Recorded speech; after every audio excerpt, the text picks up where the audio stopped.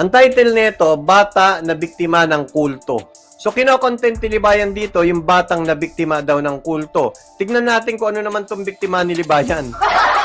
May biktima ba si Libayan? Meron. Sino? Tayong lahat. Ako, biktima ako ni Libayan. Sa papaanong paraan niya ako na biktima. Ngayon, aalamin natin dito paano tayo na biktima ni Libayan. Pakinggan natin to ha. Pakinggan natin. Alright, yan. Magandang araw mga kabatas natin at welcome sa isang mga Oh, masyado mabilis. Mga kabatas natin, itutuloy natin ito, no? Yung kulto sa Surigao del Norte para makita natin kung ano yung ginawa doon sa menor de edad. At mga kabatas natin, dun sa mga nagtatanong tungkol sa sulat, yan, malapit na po matapos. Gusto ko lang sana. Tingnan nyo guys, ito, stream 9 months ago. 9 months ago ito. Ang sabi ni Libayan, yung nagtatanong tungkol sa sulat. Ano yun? Na kasing pagandahin ito. Tapos, Pagagandahin niya raw. Biruin mo gagawa ka ng sulat, Libayan, at pagagandahin mo. 9 months na, hindi mo pa nilalabas. Anong klaseng pagpapaganda? Ano yan? Panluloko ba yan, Libayan? Sabihin mo kung wala. Bakit sinasabi mo na pagagandahin pa? Tapos bago mo ilabas. Bakit ilalabas ni Libayan? Pakinggan natin kung ba't ilalabas. ito rin pala. May sniper ulit po si MY. Oo, kasi in-adjust ko yung nilayo ko. Dinedetect niya yung mukha ko eh. Tinitesting ko lang naman to, mukhang maganda eh. Mukhang maganda. At binenta ko kasi yung isa ko, yung DSLR ko, binenta ko, tapos pinalitan ko nito. Kasi sabi kasi nila, maganda raw to pang webcam eh. E di try natin. Ayun tuloy. No? Gusto ko rin ho yung mga inputs nyo dun sa sulat na yon. Pag ilalabas ho natin yung sulat bago nating ipadala, pwede ho kayong magbigay ng suggestions. Ayan, sabi niya, gusto niya rin daw yung mga inputs na yon. Ayan, sulat reveal. Ito nga eh, pilit nga natin pinare-reveal pero ang kapal ng mukha eh. Hindi nire-reveal eh. Pakinggan niyo kung anong sabi niya. Ito pambobola na ginagawa niya, panghilot niya ng atay. Hindi niya alam siguro kung kanino niya ibibigay ito. Ibig sabihin, walang congressman. Tuloy. Pagandahin ito. Tapos, ito rin pala, no? Gusto ko rin ho yung mga inputs nyo dun sa sulat na yon. Pag ilalabas ho natin... Ayan, sabi ni Pap ni Rani, nag-sign in pa naman ako sa sulat na yon. Yes, ako rin, ano rin ako dun sa sulat. Ewan ko ilalagay niya rito, no? Nag-ano din ako dun sa sulat na yon. Actually, ang nandun, email lang eh. Hiningi lang yung email eh. Di ba, email lang yung nandun? Bukod dun, wala na eh. Tuloy. Yung sulat bago nating ipadala, pwede ho kayong magbigay ng suggestions. Ayan, sinasabi niya, yung sulat bago natin ipadala, pwede daw tayong magbigay ng suggestion. So, Libayan, may suggestion din ako eh. Paano yun? Pero basahin ko muna yung sulat. Kasi baka mamaya yung suggestion ko nasa sulat eh. So, dito, ini-involve niya tayong lahat. Ang sabi niya, doon sa sulat, bago niya ipadala yun doon sa Peking congressman, isesend niya, papakita niya muna sa atin at ipababasa niya muna sa atin. Tuloy. Kung ano yung idadagdag pa doon, kahit sino po. Okay? Kung ano pa yung idadagdag doon, kahit sino po. Eh di kasali tayo ron. Kasi baka sabihin ni Libayan, sinasali mo lang yung sarili mo, hindi ka naman kasali dito eh. Kasali kami, kasali ko si si Pop ni Rani. Kasama ko rin yan kasi nag-sign in din daw siya doon eh. Ako rin nag-sign in din doon. So kasama ako dito sa tinutukoy mo na ipapakita mo sa amin bago ipadala ron. Libayan, hanggang kailan ka magsisinungaling? Ika nga mag-usap nga tayo rito. Lumapit ka rito, lumapit ka rito. Lumapit ka. Huwag siya na malapit. Sampal ka tuloy. Huwag siya na malapit. Yan. Ang tanong ko sa'yo, Libayan, asa na yung sulat? Na sinabi mo na pwede kami mag-suggest kung ano ang ilalagay doon sa sulat na yon. Kaya ang tanong ko sa'yo, Libayan, asa yung sulat? 9 months na ito. Ayan, 9 months.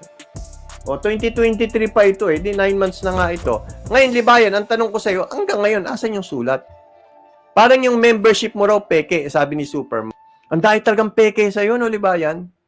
Kaya nga hindi mo ako tinatouch eh. Kaya hindi mo sinasagot. Ngayon, ang palusot ng mga ng mga zombie mo, hindi ka pinapansin ni Libayan. Pero kapag siya hindi pinansin ni Rapi Tulfo, iyak ng iyak yung mga zombie. Hindi raw kaya ni Rapi Tulfo si Libayan kasi hindi raw pinapansin. Bakit hindi rin ako kaya ni Libayan? Hindi niya ako pinapansin. May argumento ba ako? Meron. Ayan o. Sabi niya, yung sulat, ulitin natin ha. Parinig ko sa inyo yung kasinungalingan ni Libayan. Surigao del Norte para makita natin kung ano yung ginawa doon sa menor de edad. At mga kabatas natin dun sa mga nagtatanong tungkol sa sulat, yan, malapit na po matapos. Gusto ko lang sana kasing pagandahin ito. Tapos, ito rin pala, no? gusto ko rin ho yung mga inputs nyo dun sa sulat na yun. Pag ilalabas ho natin yung sulat bago nating ipadala, pwede ho kayong magbigay ng suggestions. Paano kami magbibigay ng suggestion hindi mo naman pinabasa? Ang sabi mo, ipapabasa mo. Ibibigay mo. Yan, sulat reveal. Pero wala ka namang binigay. Sinungaling ka talaga. Sinungaling ka. Paano mo i-deny ngayon, di ba yan? Paano mo pa sisinungalingan yung sinasabi ko na isa kang sinungaling? Ako, yung mga binibintang mo sa akin na sinungaling ako, na-debunk ko lahat eh. Pero ikaw, yung mga sinasabi ko sa'yo na ikaw sinungaling ka, hindi mo ako ma-debunk. Ang dinidebunk mo, tinawag kitang sinungaling. Tinatawag ako sinungaling ni... Hindi mo nga binabanggit yung pangalan ko. Takot ka rin yata eh. Tinawag kitang bobo, tinawag kitang sinungaling. Yun lang, hanggang dun ka lang. Pero hindi mo dinidebunk yung sinasabi ko, ito, i-debunk mo rito ang sarili mo. I-debunk mo yung sarili mo. Alam niyo, speaking of zombie, kagabi, natulog ako mag-aalas 4 na eh. Di ba, sa GC kami, nagpo-post ako ron. Pinanood ko yung debate ni Fiscal EJ at saka ito. Pero hindi ako nakafocus doon masyado sa debate, kundi nakafocus ako doon sa comment section. Doon makikita ninyo, nag-uumpisa pa lang si Libayan, yung mga zombie, paniwalang-paniwala na kay Libayan. Parang siguradong-sigurado sila na mananalo si Libayan doon sa debate. Panoorin nyo, tapos focus kayo sa comment section. Paniwalang-paniwala sila na si Libayan ang mananalo sa debate. So natalo si Libayan. Ano nangyari? Para sa kanila, hindi pa rin talo. Nakita na ninyo kung gaano ka-zombie ang mga kabatas. Mga zombie ang mga yan. Parang ganito, yung nangyayari dito sa copyright. O wag na doon, kasi tulad nga ng sinasabi ni Libayan eh. Oh, dilaglag kayo ni Melo, sinasabi, wala kwenta yung copyright. Doon tayo sa cyber libel na ipinail ni... Speaking of, yung cyber libel na ipinail ni Rapi Tulfo, doon sigurado ko makakahon ka ron. Di ba yan? Di ba naniniwala ka sa akin? O sigurado ko makakahon ka doon. May titignan lang ako ha. Ano ko muna to kasi baka may makita eh. May naalala ako. Pakinggan ninyo to. Kung ano sasabihin dito ni Libayan. Dito talaga, ang lalim ng pagkakabaon ni Libayan dito eh. Pakinggan nyo ha. Yung sinabi ni Senator Raffy is not in any way a death threat. Ayan, Sinabi ni yung sinabi ni Senator Raffy Tulfo, it's not anyway a death threat. So, hindi raw death threat, sabi rito ni Atty. Villamor. Ulitin natin, hindi raw death threat yon.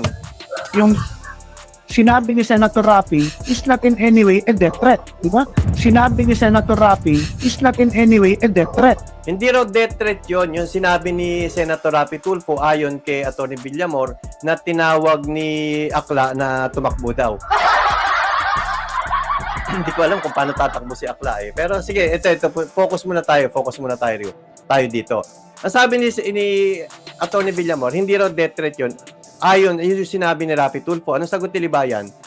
Diba? Is not in any way a death threat. Hindi. Any of the person. Hindi. And I agree with you. Anong sabi ni Libayan? Hindi. And I agree with you. Naniniwala daw siya kay Atty. Villamor na yung sinabi ni Raffy Tulfo ay hindi raw death threat. Ganda, di ba? Ganda, di ba? Hindi raw death threat yun. Yun ang paniniwala ni Boy Uhog. Netong abogadong sinungaling. Hindi raw death threat yun. Yun ang paniniwala niya eh. Tuloy natin. Raffy Tulfo nga, di ba, pinagbantaan ko yung buhay ko. Hindi naman pala eh. Hindi naman pala death threat. Yeah. Pero Tinagalog hindi ko talaga lang. akalain na manggagaling kay Raffy Tulfo mismo. Ito pa yung parot. Yung mga ganong salita patungkol dito, sasabihin niya na ganong bagay.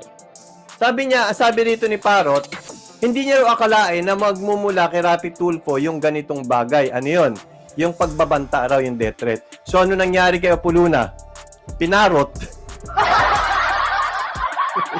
Huli ka balbon. Pinarot. Ano nangyari? Kaso, pogative. Wanted, pogative. May susunod dito guys ha. Antayin nyo lang, may susunod. And I agree with you. Raffy Tulfo nga, di ba, pinagbantaan ko yung buhay ko.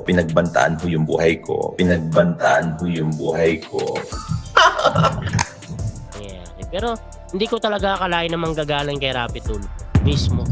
Yung mga ganong salita patungkol dito, sasabihin niya na ganong bagay. Nahalatang-halatang death threat. Nahalatang-halatang death threat. Tapos, sasabihin nyo, di ba yung topic nga natin si Sento, di ba?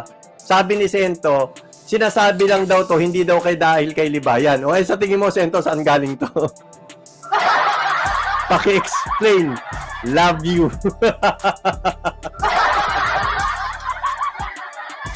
Di ba sabi ni Sento, hindi raw kinikriticize si Rapi Tulfo dahil galing kay Libayan. Ang tanong ko ulit, Sento, saan galing ito? And there's more.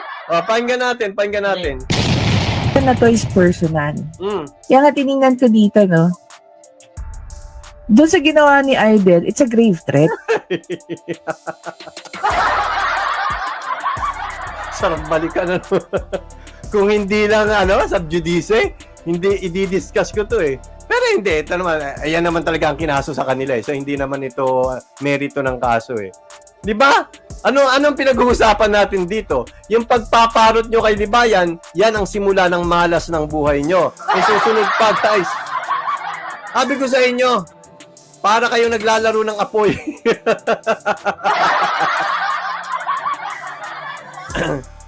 Tuloy natin. So under Article 282, the act of Article ka pa, tawagin mo si Panyero. Asa na si Panyero? Wala pa si Panyero. Biruin mo in-interview si Justice Ampuan. Tignan niyo yung suot ni Justice Ampuan, dress to kill. Samantalang yung suot nila parang nakatambay lang sa kanto. Hindi niyo naman lang nirespeto yung tao. Gagamitin na nga ninyo para manira kayo ng ibang tao. Tapos hindi pa ninyo nirespeto. Di ba? Sana irespeto man lang ninyo yung justice na yun. Nagbihis man lang kayo ng maayos. Tapos sa supalpal pa nga siya ron eh.